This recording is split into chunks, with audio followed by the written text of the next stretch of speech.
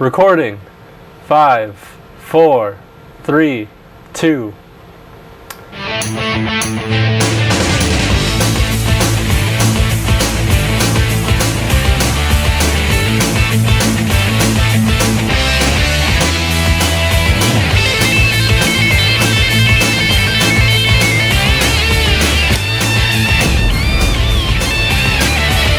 Hello, citizens of Oxford and the rest of the world. Welcome to another edition of Media Maniaxe. We are here with Talon and Russel Courier. Let's throw it right back to them. Well, hello. Welcome to an episode of Media Maniaxe where we review everything. And we're just crazy enough to do it. All right. In this episode, we're going to be talking about our review of the first episode of Daredevil and our top 5 directors. Mm-hmm. And then ultimately, one movie I'm surprised it took me so long to see, Jackie Brown, directed by Quentin Tarantino. Yep. So, all right, let's just get right into it. Daredevil, episode 1. What did you think? It is a really good show. I've watched every episode of the season, but that first one just pulls you right in. And the thing is, excuse me, Russell and I, off camera, when we were trying to figure out some of the topics we were going to be talking about, we were like, let's do another TV show. The Doc Martin segment we thought was pretty successful, but then I was like, hey, why don't we do movies that break genres? And then when we decided not to do it because it's kind of a very niche, very small, so we'd be repeating movies. But then I was watching this and I was like, this Daredevil, it doesn't fit in the superhero genre specifically. It breaks some of the conventions and it adds elements of the lawyer TV shows, crime TV shows. It has everything. Yeah, and it even has that darker tone, but it's still like the one thing, my biggest complaint about everything after the Dark Knight movies is the DC movies are very bleak. They're very desaturated. I don't hate it. I just think these are comic book movies. You're taking yourself too seriously. The Christopher Nolan Dark Knight series, it made sense. Mm-hmm. But the ones after that, it seems like they're forcing it. But this one, even though it's dark, it still has the vibrancy of the color, and it still has that tonality that really. And when he dresses up in costume and everything, you see him in multiple fight scenes and everything. Yeah. It's just that darkness. It really works well. But it doesn't get rid of the fun factor, the humor. Mm-hmm. Yes, which Foggy Nelson is my favorite character on that show, played by Eldon Henson. I've always liked him as an actor, and then when I found out he was playing that character, I was excited because just his style of comedy, for one, just seeing him in other shows and everything, growing up, this just. I just love his quotes and I'm gonna make cooing noises until everything's or something like that. And while they're one of the quotes he had when they were talking with detectives or whatever after one part in the show. I'm not gonna spoil anything for you guys, but and also even though you don't see him, you hear the voice of Vincent D'Onofrio, I can't pronounce his name, but also was playing the Kingpin or Wilson Fisk in this TV show. But just hearing his voice, it's eerie, it's creepy. I love that. It kind of, this show also goes within the Marvel Cinematic Universe, which is awesome. And the one thing that I thought was really cool is that also makes it more of it's not. From my understanding, I don't know, I haven't read all the comics or read hardly any of them. It's not exactly the way that the comic books were, correct? Actually, for the most part, it is pretty close. Okay. Because even the costume is close, because that's back in Matt Murdock's early days of Daredevil, he wore a costume a lot similar to that with a black blindfold and all that. Also, the lawyer thing, that makes sense. I don't know about the whole story with Karen Page that they show at the beginning. Part of the corporations and how they're there's the enemy, the bad guy isn't really a bad guy, it's a corporation that is funded by these bad guys. I thought that actually Kingpin or Wilson Fisk, he's always been in the comics. He's always been behind the scenes while still being in front of the camera and saying, I am the savior, pretty much like the Lex Luthor of the Marvel Universe. But also with the triad and everything, is aspect with the whole Asian woman and everything, she is also, I believe, part of the comics as well. So these characters are part of the Marvel comic universe. So, and also in season 2 of this series, they're bringing in one major character of the Marvel comic universe. But no, there's already been set stuff and set photos. I don't care. I don't want to know anything about the next season. I haven't even finished the first one. I just want to be going blind. That's how I feel about a lot of movies. That's why I only ever watch the first trailer of movies and then I don't watch any of the rest. I'll just give you a hint. His first appearance was in a Spider-Man comic. If anyone's a big fan, they know. Anyway, but I just enjoy just seeing just the underdog type thing, and they have that whole thing with like the flashbacks of going back to his father and everything, and I just love the character dynamics throughout this whole show. Charlie Cox plays a really good Matt Murdock, does great as Daredevil. It pulled me in. It just was one of those great Marvel shows. And I'm not much for, as I've said before, I'm a DC guy.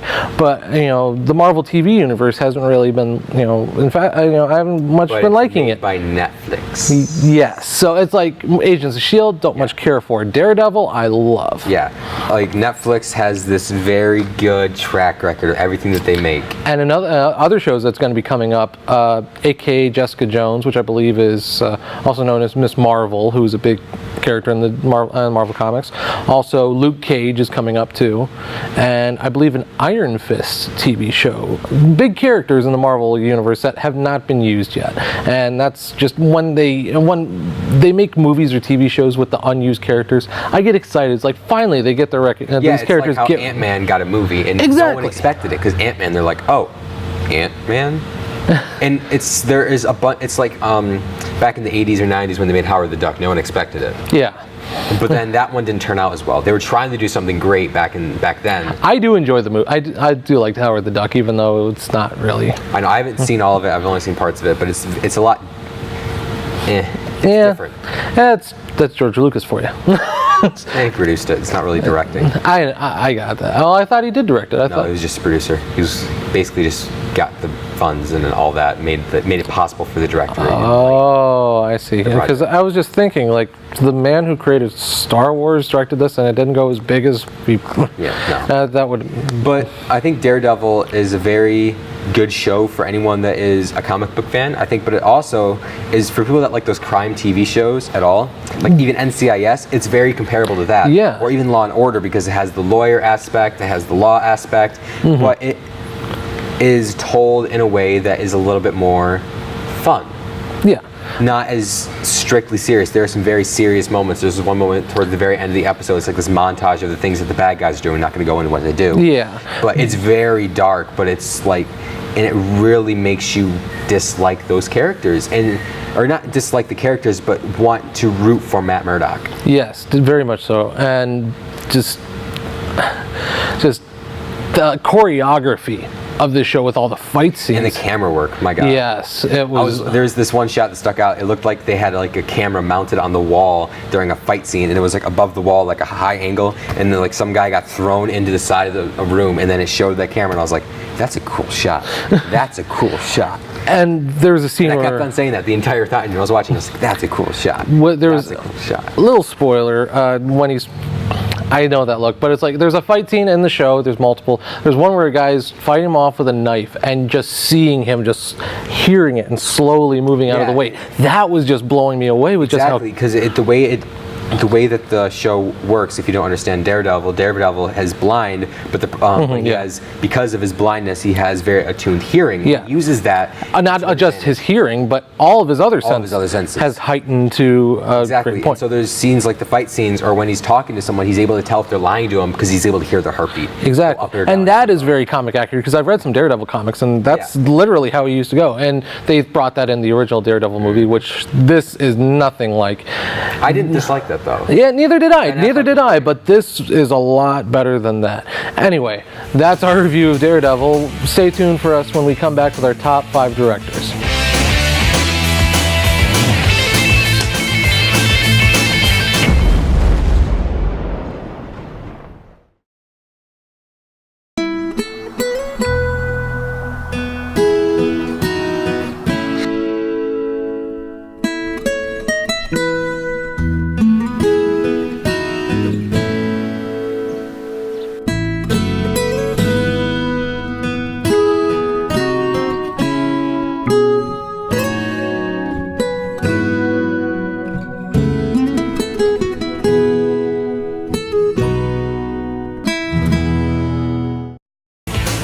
Welcome back to Media Maniacs. I am here with these two guys that don't pay me enough to come up with funny names for them.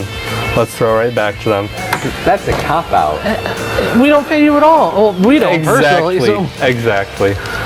Okay. Fine. Well, according to Ryan, we don't pay him enough to come up with clever names. You better come up with one for the third segment. I'll try. Start thinking. Get those cogs moving. Okay, so we're gonna go right to it. So I want you to start this time because I have no idea what you're gonna say for this segment. For my top 5 directors, my Start with number 5. Number 5, Robert Rodriguez. Robert Rodriguez. That's a good pick. The reason why it's not for Once Upon a Time in Mexico, it's not even for Desperado, or even From Dusk Till Dawn, or That's a great movie. it's because of the Spy Kids movies, because I grew up with those movies. Sin City, man. Well, yes, that too, but when I was a kid growing up, the Spy Kids movies, they blew me away with great, the cinematography of it. It was a great movie, but it was also a great kids movie. That's hard to do. And also, one thing they did with, I haven't even seen the 4th one, the 3rd one is where I stopped at the Spy Kids movies, but you grew up, the audience grew up with the actors. That's one thing I loved about it. Kind of like the Story movies, you grow up with it. And so, and when it went 3D, I remember seeing that in the theaters for the third movie, and I just really enjoyed it. It was just a blast. Yeah. What's your number 5? Well, I had something written down, but you just made me remember something else off the top of my head, and I'm going to change my number 5 to Richard Linklater. Why is that? School of Rock. Oh, Boyhood. Who was your number 5 originally? This list, I'm going to say, was a lot more difficult than I thought it would be. Because I have a lot of favorite movies and I love a lot of directors that I idolize. But trying to pick ones that I love so much that I could say they are in my top 5 was really difficult. Because when I was thinking about it, I want a director that if I see their name, I know that I'm going to love it. Oh, okay. And so originally my number 5 was going to be Francis Ford Coppola. Okay. But I'm changing it to Richard Linklater because of Boyhood. Okay.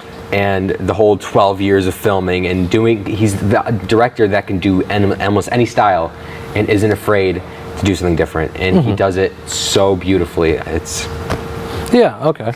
Yeah. My number 4, Sam Raimi, and the reason why is the Evil Dead movies. I always loved those movies. I love the slapstick comedy that they had in the second movie of that.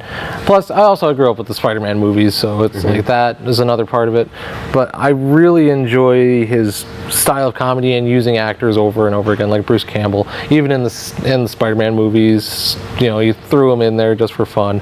And I was just watching a video recently of how they're talking about one of his best cameos was in Spider-Man 3 when he was the usher or whatever, or not the usher, he was the guy at the French restaurant, and he was just goofy and funny and all that. So I love Sam Raimi's just how he can mix horror and comedy together. That's what I love about the Evil Dead movies and all that. And also Darkman. Darkman is another good comic book kind of movie I really enjoyed. What's your number 4? David Fincher. David Fincher. Fight Club, Gone Girl. Oh, yes. Yeah, just, that's all, for me, that's all I have to say. He's one of those directors that has those twists in movies. That's his signature, but also his signature, I believe, is the very beautiful film.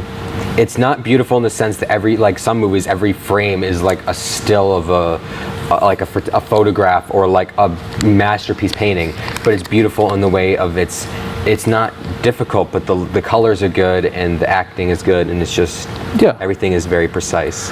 I can agree with that, especially with watching Fight Club and everything, how even those little bits of things thrown in that you have to watch it 50 times over to actually notice it. Yeah, exactly. So, very secretive director, but worth a watch if you haven't seen any of his films. Yeah, Gone Girl, really good movie. Anyway, Kevin Smith is my number 3 because Clerks, yes, but here's the thing. I saw Jay and Silent Bob Strike Back before I even saw Clerks. I saw Clerks 2 before I even saw Clerks, but then I watched Clerks. And then you saw the whole... But here's the thing. It's not just those movies. Yes, those movies are funny and great and all that, but Tusk was the one that really made me realize he's a really good director. Okay. Because you usually see him do comedies. You see dramatic movies kind of dramatic comedies like Jersey Girl, which I enjoyed as a kid. I remember watching that because my mom got the movie when I was younger. But Tusk, him doing a horror movie, a suspense film with Justin Long and Haley Joel Osment, I was blown away, and it's one of those movies like you either hate it or you love it. Yeah. And I was the one that loved it. My friends absolutely hated the movie. Yeah. So. Okay, so we're on 3, right? Yeah. Okay. What's your number 3? Because he's so different, and every one of his movies is amazing. Wes Anderson. I am not familiar. I don't know many directors. Okay, I just assumed you did. Wes Anderson did Fantastic Mr. Fox. He did Moonrise Kingdom. He did Grand Budapest Hotel. Rushmore. The Life Aquatic. Just these. Basically, he's very most films don't like symmetry, and he makes every single frame of his movies very symmetric and very colorful and very vibrant, and it's very different than everyone else. And the way that he tells stories is very unique and very funny. And he loves Bill Murray, like I love Bill Murray. And so right. I'll just leave it at that. Okay, my number 2 was Wes Craven because he just started a revolution with Nightmare on Elm Street. So that's where I pull him in. But it's also the Scream movies, how he actually went through the whole, these are the rules you have to follow by in order to survive a horror movie. I love all that, and how he even joked about the whole, the stereotype with horror movies is like, when one of the characters from Scream was on the phone, she was saying, it's like, well, I don't like horror movies because a girl usually runs upstairs instead of running out the front door. It's insulting. And so they address that in those movies, and I really enjoy his work, and that's where Wes Craven's my number 2. He nearly made my number 1, but someone else went up of that. So. Okay, number 2, Christopher Nolan. Okay. Dark Knight series, just beautiful, amazing, great directing, and then Memento, one of his earlier films, and then even all the way to Interstellar. Inception. I didn't even have to put that. Like that one is like. Let's just put it this way. Inception is one of my favorite movies, but it's probably one of my least favorite ones he's directed. Isn't that crazy? Yes, you are. Yeah, it's just, it's a great movie, but it's... I understand. I didn't get it at first when I first watched it, and I watched it again. I'm like, oh, it all makes sense. Memento is probably my favorite. Memento or Interstellar. Anyways. I know of Memento, I still need to see it. Great movie. All right, okay. My number 1, Stanley Kubrick. Full Metal Jacket was one that freaked me out and just blew me away when I watched it not too long ago. But The Shining, I remember watching that when I was like 12 or 13 or something like that. And Eyes Wide Shut, just Clockwork Orange, great movies. You seen Clockwork Orange? I love A Clockwork Orange, man. A lot of people actually have never seen it, so that's why I have to ask, because it's one of those movies. I think it's one of the only movies that ever got the X rating that wasn't Yeah, it's because of violence. That's why I got that. For ultra violence, as they call it. Good old ultra violence. Yeah. Yeah, Malcolm Gladwell, great performance, great movie. I definitely agree. I love Kubrick's style. All right. And so moving on to my number 1 is. If anyone ever talks to me and gets to know me at all, you know this instantly. It's Tarantino. I've seen, I think, every single one of his films. The Hateful Eight's coming out this winter, and I cannot wait. Just his style, his writer-director, like he takes control of his films and he does what he wants. And he takes movies and he creates they're movies that don't fit in a genre, and that's awesome. A gangster movie, Reservoir Dogs, that doesn't show the heist. A samurai movie with a female lead. He does all these different things, and he does it because he loves it. He made an entire movie, which we're going to be talking about next, Jackie Brown, because he loved Pam Grier so much. And she is an amazing actress. Exactly. And so I think that's all the time we have for this. So stay tuned for when we review Jackie Brown.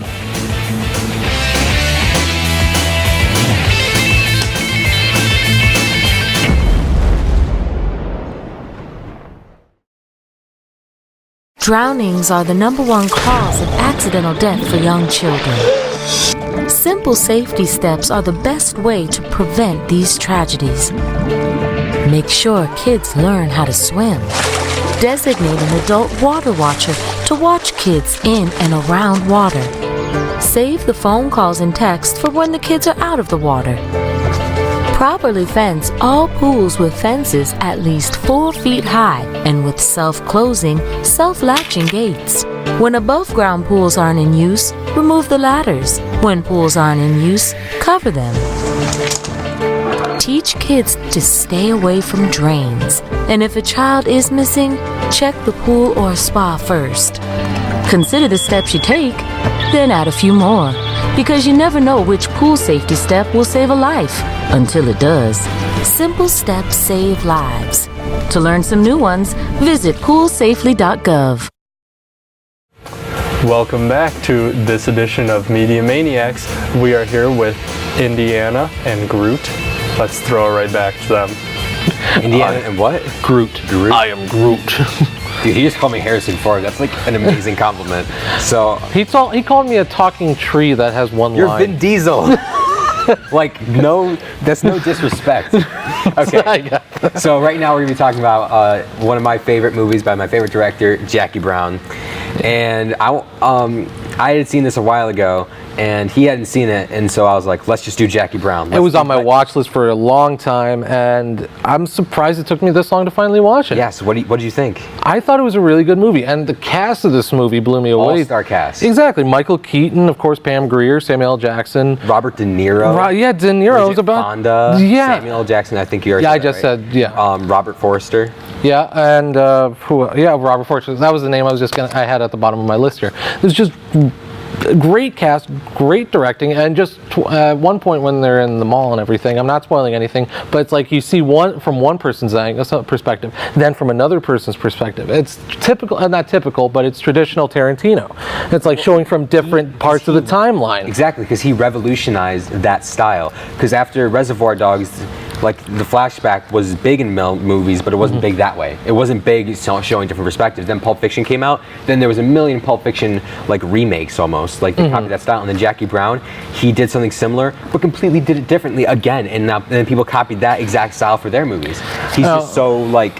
What can we say about this movie that won't spoil much of it, really? Pam Grier is an amazing actress and should still have a career, but she doesn't for some weird, dumb reason. She's probably retired, man. She's what, probably 70s Well, what happened if you didn't know? She's probably like 50 or 60.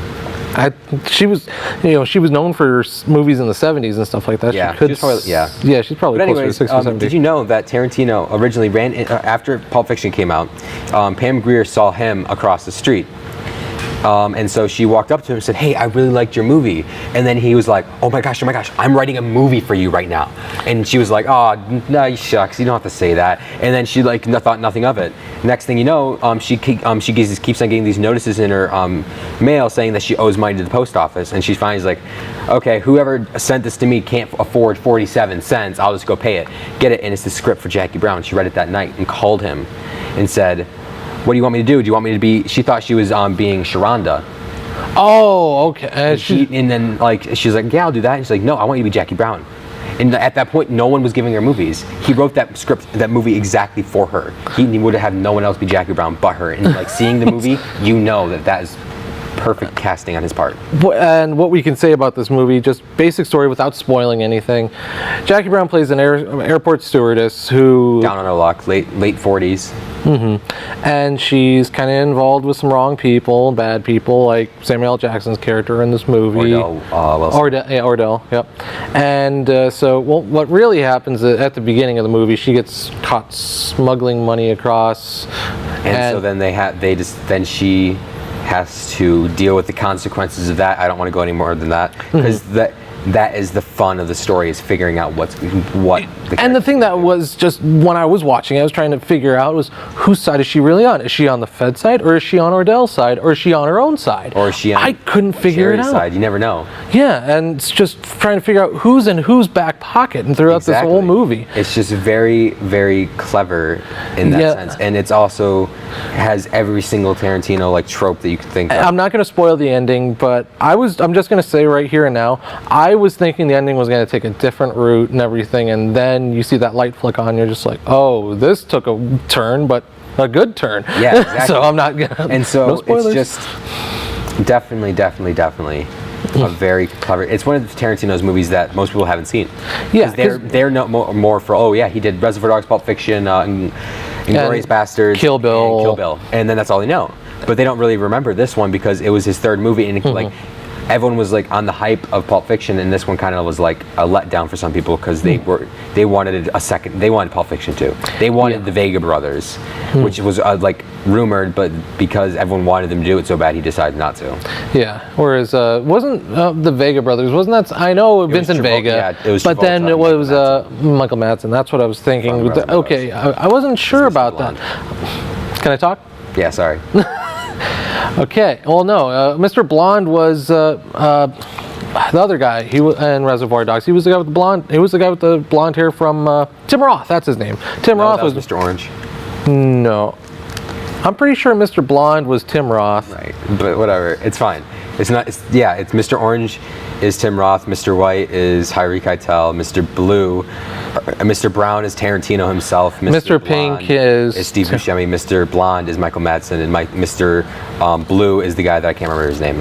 I can't remember his name either. But anyway, we're talking about Jackie Brown. Yeah, exactly.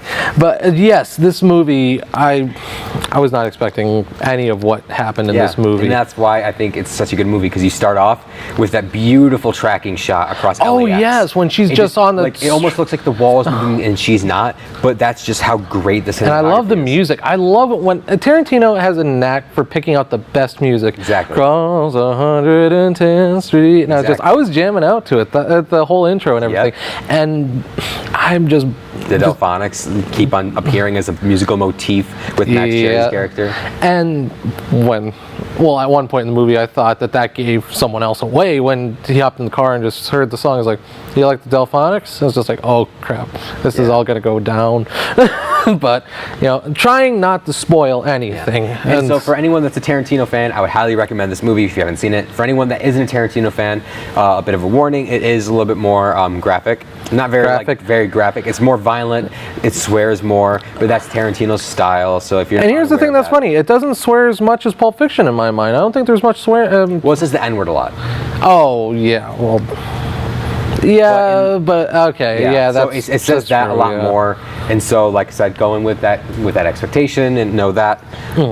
Which funny thing is, my sister, she's not much for anything very violent or thing with much language really. She couldn't even sit through any of Pulp Fiction. She went through the whole scene at the beginning, right before the whole the Ezekiel 45:17. Her friends turned off the TV, and I'm like, well, I think they'd like Jackie Brown a bit better than Pulp Fiction, just because of the whole story of it for one, and having a female lead, which I think wouldn't this kind of pass the Bechdel test in the way of Pam Grier's character? Pam Grier and Bridget Fonda talk about stuff that doesn't deal with money, or doesn't deal with the man, so technically, But other than that, no two females actually talk to each other. Yeah, you're right. Not that. Or she and she talks to the country girl, the one that's a heroin addict or whatever. In the mall, but. Yeah, that was. But no, it does have a very strong female lead, and that's something that Tarantino's also known for. Yeah. But for anyone that doesn't know, or anyone that's a fan of Tarantino's universe, this is the one movie that doesn't fit in it. Yeah. It's a separate thing, but he still has his cameo. He's on the voice machine. He's the voice on the voicemail machine. Oh, really? Yeah. I had no clue. Yeah, I had to look it up because I was like, what? Where is it? I watched it again looking out for it. Because you see it obviously in like Pulp Fiction or Reservoir Dogs and all the everything else. But I didn't. Wow, and now I'm listening back, thinking back. Yeah, that was wow. That's pretty sneaky. Pretty sneaky, sis. You should see the one in Inglourious Bastards. I haven't seen it in so long, so it's like anyways. That's our review of Jackie Brown, and I hope you enjoyed this episode of Media Maniacs. Join us next time. Yep, join us next time.